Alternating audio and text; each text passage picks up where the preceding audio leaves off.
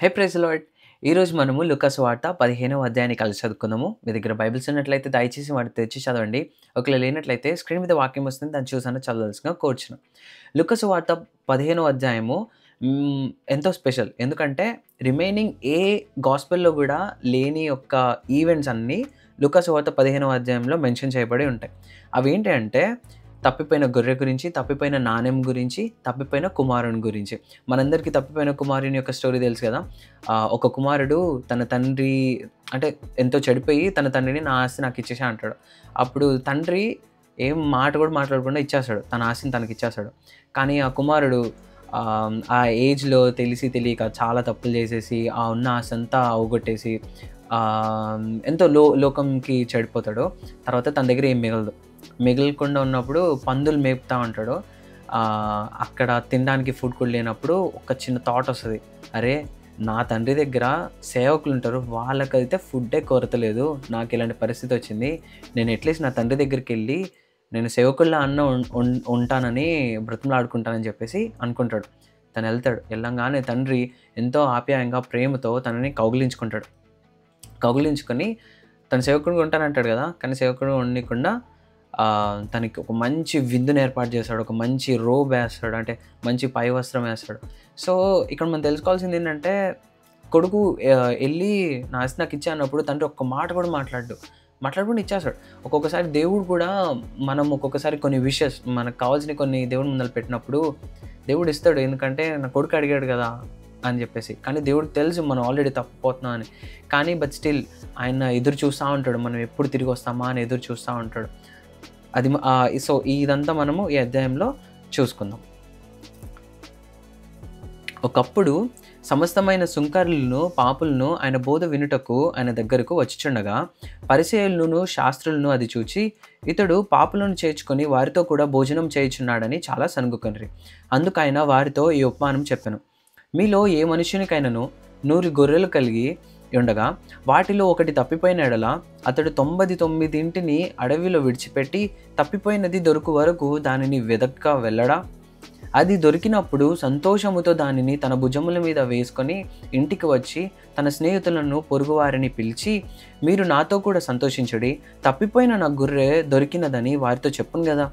అటువలే మారుమనసు అక్కరలేని 99 మంది నీతిమంతుల విషయమై కలుగు సంతోషం కంటే మారుమనసు పొందు ఒక్క పాపి విషయమై పరలోకమందు ఎక్కువ సంతోషము కలుగును. ఏ స్త్రీకైనను 10 వెండి నాణెములుండగా వాటిలో ఒక నాణెము పోగొట్టుకుంటే ఆమె దీపము వెలిగించి ఇల్లు ఊడ్చి అది దొరుకు వరకు జాగ్రత్తగా వెతకదా?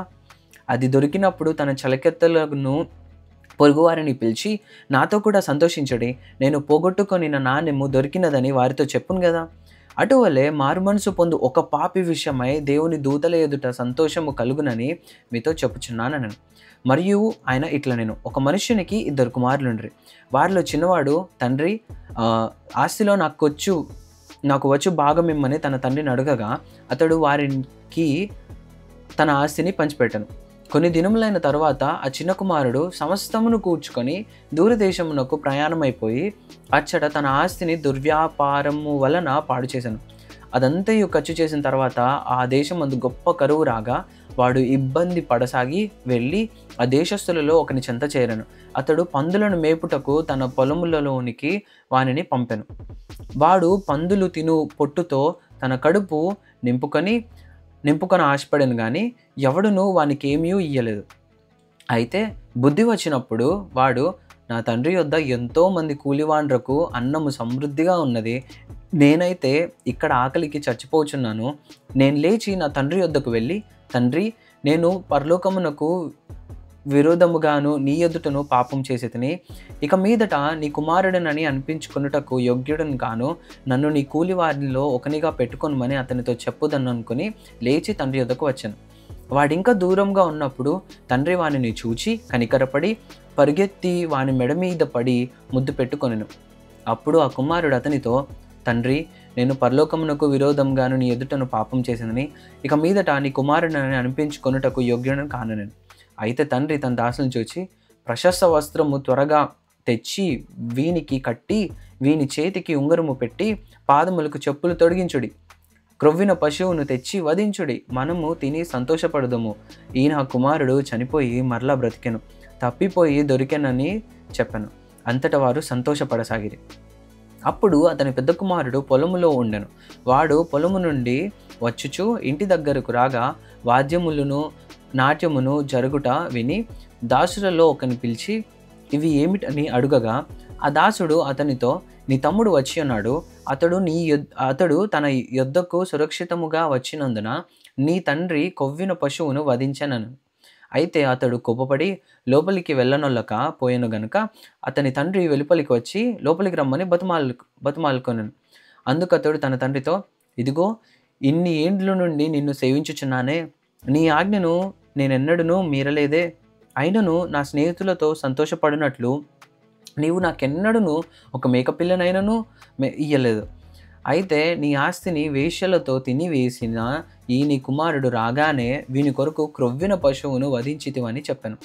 అందుకతడు, కుమారుడా, నీవెల్లప్పుడూ నాతో కూడా ఉన్నావు, నావన్నీ నీవి, మనము సంతోషపడి ఆనందించుట యుక్తమే. ఈ నీ తమ్ముడు చనిపోయి తిరిగి బ్రతికెను, తప్పిపోయి దొరికెనని అతనితో చెప్పాను. దేవుడిచ్చిన ఈ వాక్యము దీవించును గాక. ఆమేన్.